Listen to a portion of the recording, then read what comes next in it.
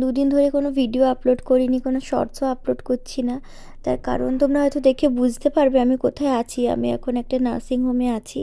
ঠাকুমা খুবই অসুস্থ হয়ে পড়ে হঠাৎ করে পড়ে গিয়ে মাথাটা ফেটে যায় কপালে সামনে। তো সেই জন্য একটু ইনজিওর হয়েছে। আর বয়সও হয়েছে, তোমরা হয়তো দেখে বুঝতে পারবে। 94 ইয়ার্স ওল্ড আমার ঠাকুমার। কিন্তু মানে খুবই সুস্থ মানুষ, মানে কোনো রোগই নেই ঠাকুমার মধ্যে, মানে ভগবানের দয়ায়। তো তারপরে বাবা ফ্রেশ হয়ে এলো দিদির বাড়ি থেকে কাছেই। আমি একটু খেলাম ম্যাগি, দিদি পাঠিয়েছিল। তারপর আমি ঠাকুমা ঘুম ভাঙতে আমি একটু খাইয়ে দিলাম বিস্কিট আর হরলিক্স। এখন উঠে বসেছে আর পিসিমারে এসছে দেখা করতে, তো সেরকম কথাবার্তা বললো।